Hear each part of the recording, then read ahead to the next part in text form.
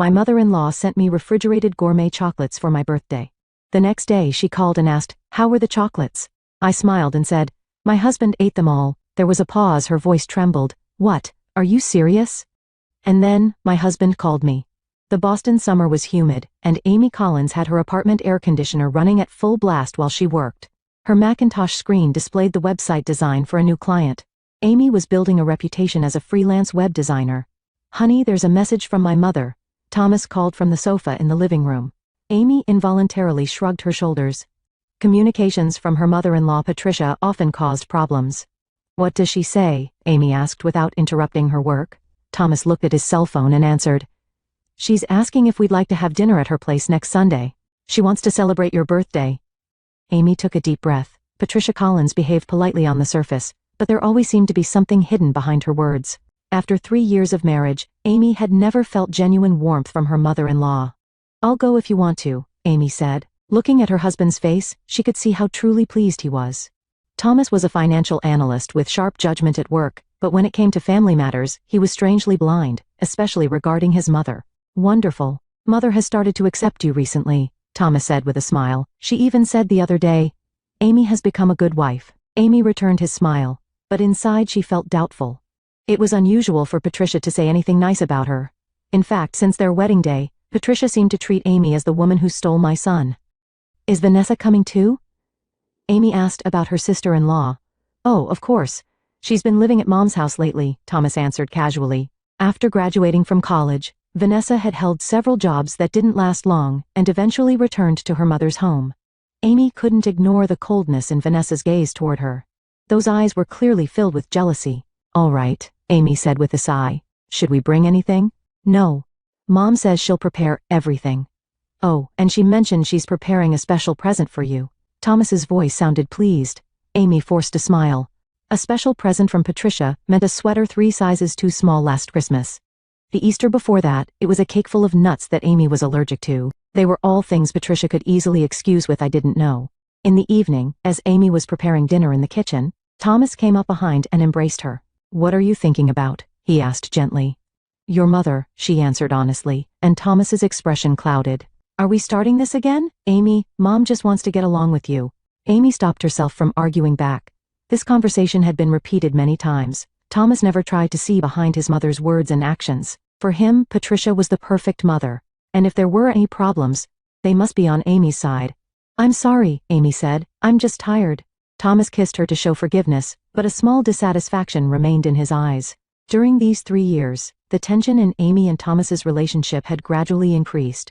At the beginning of their marriage, Thomas had acted protectively toward Amy, keeping distance from the excessive interference of his mother and sister. However, as time passed, he was gradually pulled back into the vortex of his original family. When the weekend came, Amy met with her friend Jessica at a cafe, while Thomas was out golfing with friends. You're going to your mother-in-law's house again? Jessica asked with surprise. Last time, didn't she say something like, there's too much salt in your cooking, I'm worried about Thomas's health? Yes, Amy smiled bitterly. But I understand that Thomas values his relationship with his mother. Family means everything to him. Aren't you his family? Jessica frowned. Thomas doesn't say anything when Patricia and Vanessa always look down on you. Amy stirred her coffee thoughtfully. He doesn't notice. In his eyes, his mother is perfect. Jessica took her friend's hand. Be careful. I don't think Patricia truly accepts you. Amy nodded. She felt the same way. During each visit, she sensed Patricia's subtle sarcasm and Vanessa's cold stares. Still, she loved Thomas and had to endure it for his sake. The day before her birthday, Thomas kissed Amy and promised, tomorrow will be a wonderful day. As Amy lay in bed, she hoped it would be true. Yet somewhere in her heart, she sensed that tomorrow's visit would create new tension. When she closed her eyes, Patricia's false smile and the true feelings hidden behind it appeared. The accumulation of small insults and intentional disregard over 3 years had created an indelible anxiety within Amy. Amy's birthday morning began with a clear blue sky. While preparing breakfast, the intercom rang. Delivery for you, refrigerated package. Amy went to the door and received a package from the delivery person. Looking at the sender's name, she saw Patricia Collins. She was a bit surprised by the unexpected gift. Thomas, something arrived from your mother. Thomas, coming out of the bathroom while drying his hair, looked at the package with interest. It must be a birthday present. Let's open it. Amy carefully unwrapped the package. Inside was an elegant black box with Chateau Chocolatier written in gold letters. It was the name of Boston's most luxurious chocolate shop. Wow, Mom's being generous. These chocolates cost over $100 a box, Thomas said, impressed. Inside the box, various shapes of chocolates were beautifully arranged, with a small card attached. Amy picked it up and read, "Specially selected just for you." The handwriting was Patricia's meticulous script. "See," Thomas said happily, "Mom has finally accepted you, sending such expensive chocolates." Amy smiled, but felt uneasy deep inside. She couldn't believe Patricia would suddenly change her attitude. However, seeing Thomas's happy face, she couldn't voice her doubts. "That's very thoughtful. I'll enjoy them later." All day, Amy immersed herself in her web design work. In the evening, Thomas came home early and stood in the kitchen to prepare a special birthday dinner. Amy sat on the sofa in the living room, relieving the day's fatigue. "Dinner is ready," Thomas called out. The meal proceeded in a pleasant atmosphere. Thomas opened wine and offered a toast to celebrate Amy's birthday. "Happy birthday, my love, I'll be with you forever."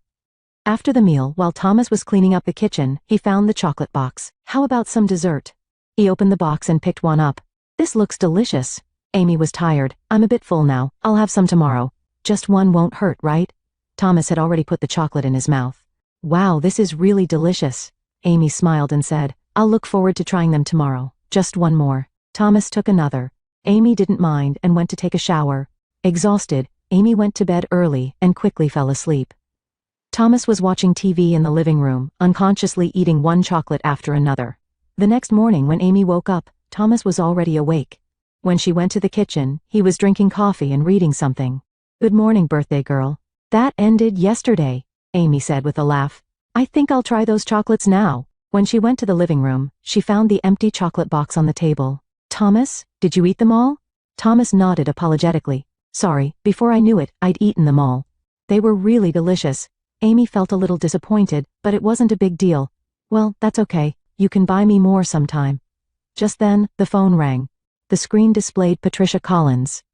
"Oh, it's your mother," Amy answered the phone. "Hello, Patricia." "Amy, good morning." Patricia's voice sounded brighter than usual. "Yesterday was your birthday. Congratulations." "Thank you." "And the chocolates arrived." "Oh, good," Patricia said happily. "How did the chocolates taste?" "I chose something special," Amy answered with a laugh. "Well, Thomas ate them all." There was a moment of silence on the other end of the line. Then, Amy heard Patricia's voice tremble. "Are you serious?" That tone made Amy suspicious. Patricia's reaction seemed to contain something more serious than mere surprise. "Yes, he ate them all last night. But he said they were delicious." "I see." Patricia's voice was hoarse. "That's unexpected." The conversation ended awkwardly, and right after Amy hung up, Thomas's cell phone rang. Thomas looked a bit unwell but answered the phone. A few minutes later, he returned to the living room. His face was pale, and sweat was streaming from his forehead. "Amy, I got a call from the hospital. I need to go right away, feeling sick." Before finishing his sentence, Thomas rushed to the bathroom and began vomiting violently. With a trembling voice he said, "Call an ambulance." Amy hurriedly called 911. Meanwhile, Thomas's condition rapidly deteriorated. When she touched his forehead, she felt an abnormal heat. "It's okay, Thomas. The ambulance will be here soon." As the ambulance siren began to sound, Thomas's cell phone rang again. Amy saw it displayed Mom. She didn't answer. A strange premonition was spreading in her chest. The siren sound approached, and Amy left the apartment door wide open. The paramedics quickly entered the room and checked Thomas's condition as he lay in the bathroom. "He's showing severe dehydration. He needs an IV immediately," one paramedic said. "How long has he been showing symptoms?" "He looked a bit pale when he woke up, but suddenly got much worse," Amy answered with a trembling voice. "Last night he didn't." Then she remembered the chocolates from her mother-in-law. Thomas was placed on a stretcher, and Amy rode in the ambulance. In the swaying vehicle, she held Thomas's hand tightly. Cold sweat appeared on his forehead, and his face had turned gray. "It's okay, Thomas. We'll be at the hospital soon." When the ambulance arrived at the hospital, Thomas was immediately taken to the treatment room. Amy remained in the waiting room, filling out necessary paperwork. Taking out her cell phone, she saw 5 missed calls from Patricia. Just then, the phone rang again. "Hello, Patricia." "Amy, where is Thomas? Why isn't he answering his phone?" Patricia's voice was nearly hysterical. "He's in the hospital. He suddenly became very ill." "Which hospital?" "I'm coming right now." Amy told her the hospital name and hung up. She was overcome with a strange feeling. Why was Patricia so panicked? And why did this happen after the chocolate conversation? 30 minutes later, Patricia and Vanessa arrived at the hospital. Both looked distraught, especially Patricia, whose face showed terror. Where is he? Where is my son? Patricia confronted the receptionist. Amy stood up and approached them. They're treating him. I'm waiting for the doctor to come out. When Patricia saw Amy, she flinched for a moment. What happened? Why suddenly? I don't know. He was already feeling unwell when he woke up, Amy said, and after a slight pause added, after eating your chocolates. The color drained from Patricia and Vanessa's faces at these words. They exchanged glances, and Vanessa bit her lip. Chocolates? Patricia lowered her voice. He ate, all of them. Amy observed their reactions. Yes, all of them last night. He wasn't feeling well by morning. At this moment, a doctor appeared in the waiting room. Mrs. Collins, we have the initial test results for your husband. The three gathered around the doctor. He's showing symptoms of severe food poisoning. There's a stronger reaction than usual food poisoning bacteria, so we're conducting additional tests. Did he eat anything unusual? Amy remembered the empty chocolate box. He ate expensive chocolates last night. The box is at home. The doctor frowned. Could you bring that packaging? It might be necessary for testing. I'll get it, Vanessa suddenly volunteered. Tell me your apartment address. Amy, though suspicious, gave her the address. Vanessa quickly left the hospital. Doctor, Patricia turned to the doctor. Is my son going to be all right? We're administering an antidote now, just in case, because the tests are showing some toxin reaction. Toxin? Amy's voice rose. What do you mean? The doctor chose his words carefully. We can't be certain yet. However, from the symptoms and initial test results, we believe this isn't ordinary food poisoning. Patricia collapsed into a chair. No way. 2 hours later, Vanessa returned. She wasn't carrying the chocolate box. I couldn't find it, she said. Maybe it was thrown in the trash. Amy frowned. It should have been on the living room table. At this point, a man identifying himself as a detective arrived at the hospital. Mrs. Collins? I'd like to ask you some questions. Police? Patricia's voice trembled. Why?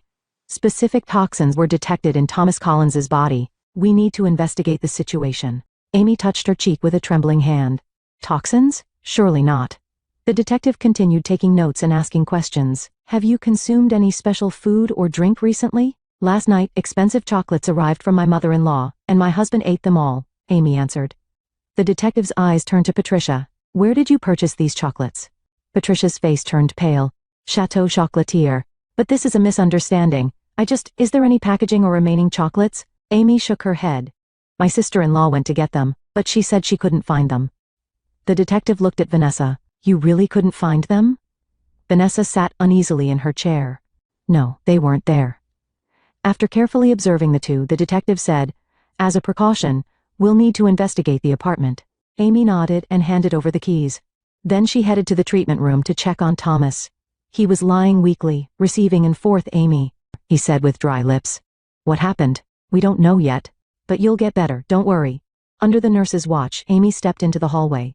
As she was about to go to the restroom, passing by a private room, she heard a small voice. Mom, the plan is ruined. It was Vanessa's voice. Be quiet, she might hear us. Patricia's voice was low and angry. Amy stopped and pressed herself against the wall. What's going to happen to us, if the police investigate? There's no evidence. You disposed of the box, right? Yes, but be quiet. Just pretend you know nothing. Thomas will recover. The amount wasn't enough.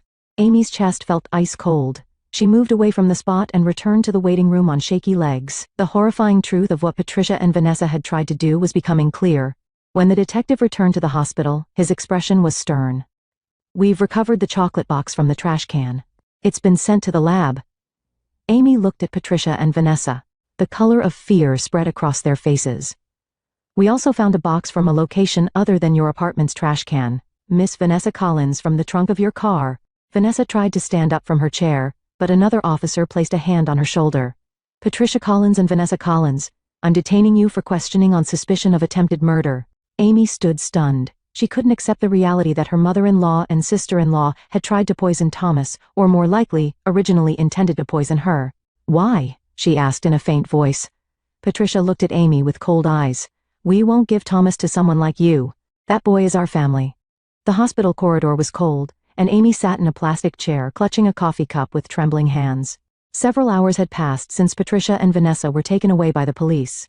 Thomas was sleeping in the intensive care unit, and the doctors had informed her that his condition was stable.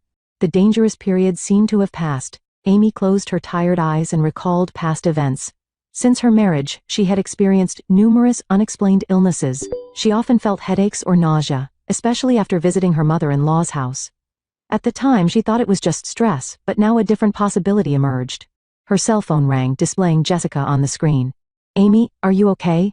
I saw on the news that your husband was rushed to the hospital because of poisoning." Amy explained the situation to Jessica. Jessica worked at a law firm and was a friend who could calmly respond to such situations. "What are the police saying?"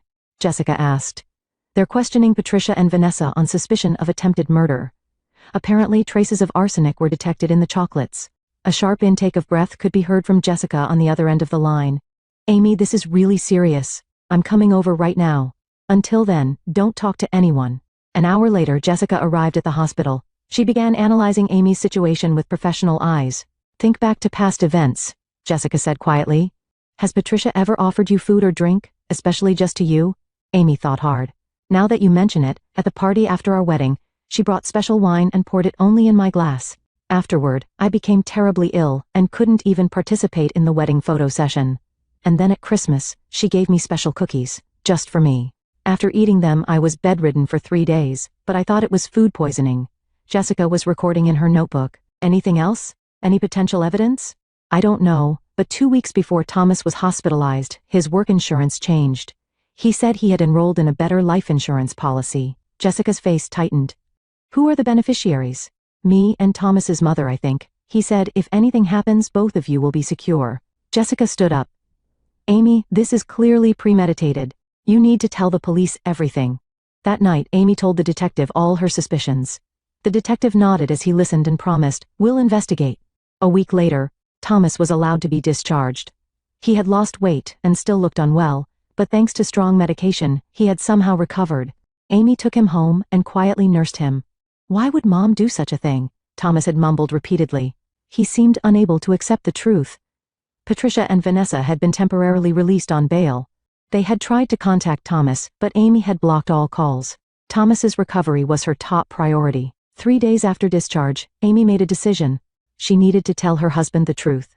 When Thomas was lying on the sofa, she sat next to him. "Thomas, we need to go to your mother's house." He looked at her with surprised eyes. "Why?" "To find evidence. You know this wasn't the first time, don't you?" Thomas silently looked away. "I don't know that Mom would really do such a thing. Trust me." Amy took her husband's hand. "For our future, we need to know the truth." The next day, though Thomas was still weak, he agreed to go to Patricia's house with Amy. They chose a time when Patricia and Vanessa would be at the lawyer's office preparing for the trial. Thomas had a spare key. "What should we look for?" Thomas asked while standing at the entrance. "Anything unusual? Especially check your mother's bedroom and desk." They quietly entered the house. Patricia's house, which they hadn't visited in a while, was as orderly as always. Amy went up the stairs from the living room to Patricia's bedroom. Thomas followed her, though hesitantly. "It feels like we're invading Mom's privacy." "Thomas, your mother tried to kill me." Amy's voice was cold. Patricia's bedroom was elegantly decorated, with family photos arranged on the bedside table. Amy opened the closet and began searching the upper shelves. She found nothing. "Let's check the desk." Patricia's desk was locked, but Thomas managed to pry open the drawers. Inside, various documents were neatly arranged. Amy quickly checked the documents and stopped at one file. It was a copy of Thomas's new life insurance contract. The beneficiaries were indeed Amy and Patricia, but there was a small mark next to Amy's name. A separate note read to be changed. Searching deeper, they found another shocking document. It was Amy's own life insurance policy. Amy had no memory of when Thomas had contracted this insurance, and the beneficiaries were Patricia and Vanessa. "This is my life insurance. When did you contract this?" Thomas looked at the document with a pale face. "I don't know. Mom said she would arrange everything." Amy covered her face with trembling hands. They had been planning from the beginning. From under the dresser, Amy found a small box. Inside were photos of her with needles stuck in them. Furthermore, various herbs and powders were stored in small bottles with labels. "Thomas, look at this." Amy opened the laptop in the corner of the desk. It was password protected, but Thomas tried his mother's commonly used password, and the screen opened. The browser history included searches for undetectable poisons, slow poisoning methods, and complete guide to life insurance fraud. Thomas sat down in a chair and held his head. "I can't believe it. Why would Mom?" Suddenly, they heard the door open. They turned around in surprise. "What are you doing?" Vanessa was standing at the bedroom door. Seeing them, her face changed color. You have no right to enter. Amy answered calmly. We're keeping all of this as evidence. Evidence that you and your mother tried to kill me. Don't be ridiculous. Vanessa couldn't hide her wariness. There's no evidence. Thomas slowly stood up. Vanessa, why? Why would you and Mom? Vanessa's expression changed. Why? Because everything changed after you married this woman. Our plans, our future. What do you mean? Vanessa laughed. Her laughter mixed sadness and hatred. Mom never intended to accept you as family from the beginning. Her target was Thomas's property and your insurance money. Amy picked up the documents and showed them to Thomas. Look. Your mother has taken out large loans in your name. They were in financial trouble. Thomas was speechless. Then, with a voice mixing anger and sadness, he said, Get out, Vanessa. I never want to see you again. Thomas, you have to choose your family. This woman or us? People who tried to kill my wife, our family? Thomas's voice was trembling. Get out before I call the police. Amy stood beside Thomas and held his hand. They silently stared at Vanessa. This isn't over, Vanessa said threateningly as she left the room. At that moment, Thomas's cell phone rang. He answered the call and after talking for a few minutes, looked at Amy with a changed expression. Mom has confessed everything. Autumn sunlight poured down on the marble steps of the courthouse. Amy and Thomas held hands as they left the building. The final verdict had been pronounced, ending the long and painful trial process. Patricia Collins received a 5-year prison sentence for assault and conspiracy. The crime of deliberately preparing poison and repeatedly endangering Amy was severe. Vanessa, on the other hand, admitted her guilt as an accomplice and received a 3-year suspended sentence. Her lawyer's argument that she had acted under her mother's influence was accepted. It's over, Amy said, exhaling deeply. Thomas pulled her shoulder close. Yes, we can finally move forward. Getting into the car, Thomas began driving toward the suburbs. They had decided to establish a new home in a small town in Connecticut away from Boston. It was a fitting place for a new beginning. When they visited Patricia on visiting day, she had completely changed. Her former dignity was gone, and she was isolated from other inmates, mentally cornered. She momentarily brightened at seeing Thomas, but his cold gaze made her fall silent again. She uttered words of apology to Amy, but her eyes showed no genuine regret. A letter of apology arrived from Vanessa. It said, I want to look at my own life, free from mother's control. Amy read the letter but didn't write back. Forgiveness would take time. Perhaps she would never be able to forgive. Upon arriving at their new house, they carried in their belongings. The small but bright house symbolized their new life. What do we do now? Thomas asked, sitting down in the living room. Amy smiled and sat beside him. First, I want to think about the interior design of this house. Then, get my web design company on track. I need to find a new workplace too, Thomas said. He had quit his financial company in Boston and applied to a small local company. The salary would be lower, but he was seeking a less stressful environment. That night, Amy shared surprising news with Thomas. We're going to be a family of 3. Thomas's eyes shone with joy. Really? When? In 6 months. I confirmed it with a test. He embraced his wife, contemplating that small life. Their future life would not be easy.